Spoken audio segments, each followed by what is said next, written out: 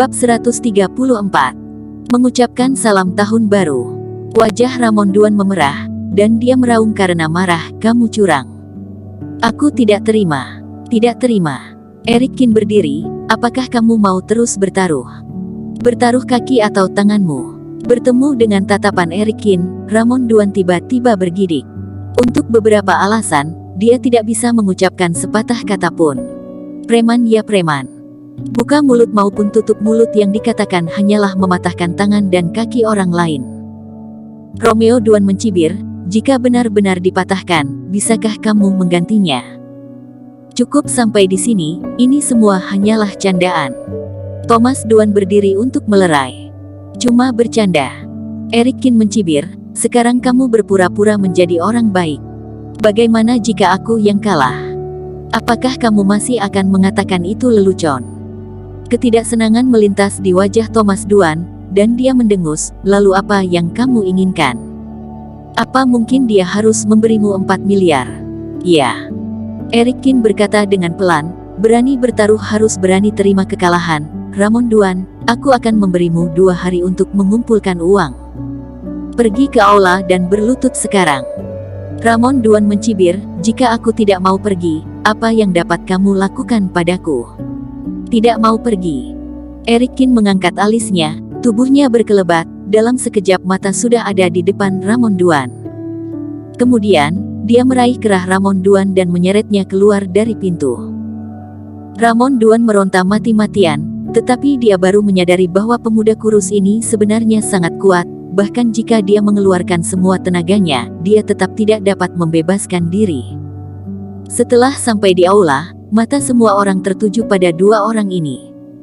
Bukankah ini Direktur Duan, Ramon Duan? Ada apa ini? Berkelahi dengan orang. Anak itu sudah bosan hidupkah, berani menyinggung Direktur Duan? Sialan, nak, cepat lepaskan Direktur Duan. Kalau tidak jangan salahkan kami karena bersikap kasar. Dengan teriakan keras, orang-orang di aula pun berdiri, dengan niat turun tangan. Ramon Duan tersenyum bangga, bocah, apakah kamu sudah melihatnya? Inilah pengaruh seorang Ramon Duan. Jika kamu melepaskanku sekarang, aku bisa memaafkanmu. Eric Kin tidak bergeming. Dia memandang orang-orang itu dengan dingin, dan tiba-tiba berteriak, menyingkir dari sini. Suara bentakan itu seperti guntur dari langit, cangkir teh di atas meja semuanya hancur, dan telinga beberapa orang sampai berdarah. Saat ini, semua orang ketakutan dengan apa yang dilakukan Eric Kin. Mereka tanpa sadar mundur ke kedua sisi dan memberi jalan kepada Eric Kin. Kamu tunggu mati saja, cari mati namanya berani menyentuh Direktur Duan. Aku peringatkan kamu, lebih baik lepaskan Direktur Duan. Meskipun mereka terus berteriak-teriak, tidak ada yang berani bergerak maju. Segera, Eric Kin dan Ramon Duan sudah berjalan sampai ke depan aula. Pada saat ini, Romeo Duan dan semua orang dari keluarga Duan telah mengikuti mereka keluar. Nak, kamu benar-benar keterlaluan, lepaskan adikku. Thomas Duan berkata dengan marah. Kenapa, daerah XX tidak bisa melepaskanmu, kah? Kata Romeo Duan dengan wajah dingin. Eric Kin berkata dengan dingin, aku sudah bilang, berani bertaruh harus siap terima kekalahan. Ramon Duan, jika kamu seorang laki-laki, hentikan sekarang juga. Thomas Duan berteriak dengan keras. Jika Ramon Duan benar-benar berlutut di depan banyak orang, maka keluarga Duan mungkin tidak akan bisa mengangkat kepala mereka lagi. Ramon Duan mengertakkan gigi dan berkata, aku tidak akan berlutut, apa yang bisa kamu lakukan padaku? Eric Kin berkata dengan tenang, berlutut. Kata sederhana itu seperti dekrit kaisar. Didorong oleh sebuah kekuatan mistis, Ramon Duan pun berlutut di lantai. Semua orang tercengang, Ramon Duan berlutut begitu saja. Ramon Duan, apa yang kamu lakukan? Thomas Duan tidak bisa menahan diri untuk tidak berkata, cepatlah berdiri, dasar tidak berguna. Ramon Duan berkata dengan getir, kakak, aku tidak ingin berlutut, aku tidak tahu apa yang terjadi. Thomas Duan tidak punya waktu untuk mempedulikannya.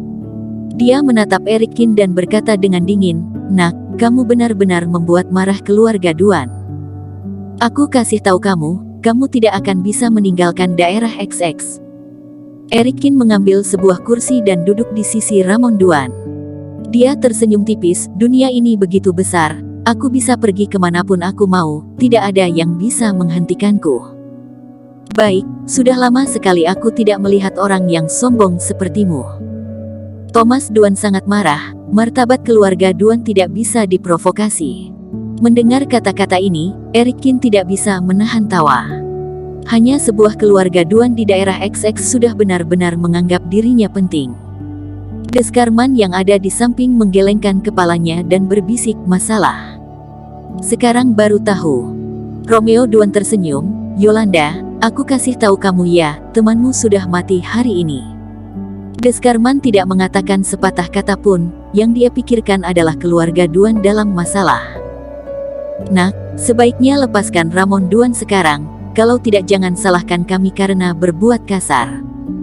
Ya, percaya atau tidak, kami bisa menyerang bersama dan membunuhmu. Segera minta maaf pada Direktur Duan, kami masih bisa memaafkanmu. Semua orang ikut memaki, tapi tidak ada yang maju. Bagaimana ini? Ibu Deskarman tampak sangat khawatir. Dia tidak menyangka semuanya akan sampai pada titik ini.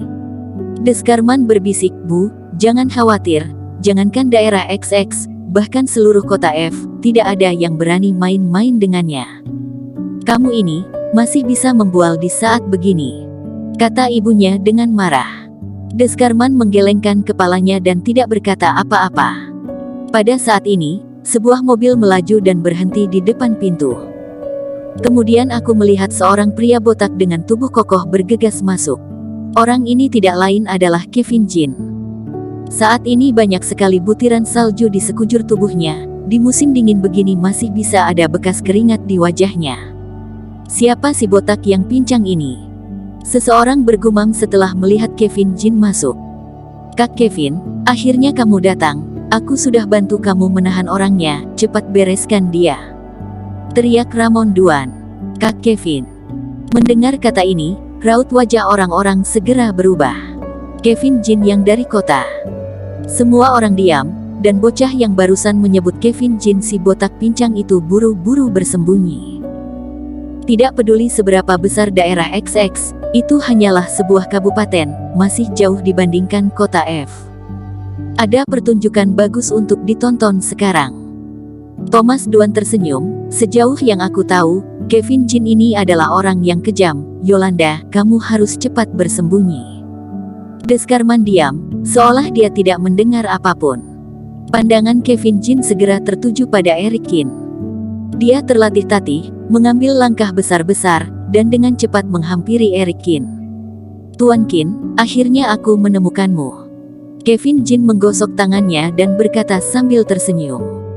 Erikin menatapnya, dan bertanya, tahun baru begini, kamu tidak di rumah untuk melewati tahun baru, mengapa malah mencari aku? Lihat apa yang Anda katakan, jika aku tidak mengucapkan selamat tahun baru pada Anda, jadi apa gunanya aku melewati tahun ini? Kevin Jin berkata datar. Setelah mendengar kata-kata Kevin Jin, raut wajah Ramon Duan tiba-tiba terlihat jelek seperti baru saja makan kotoran. Bersambung. Terima kasih telah menonton video ini sampai akhir. Jangan lupa subscribe dan nantikan kisah episode selanjutnya hanya di Novel Story. Salam.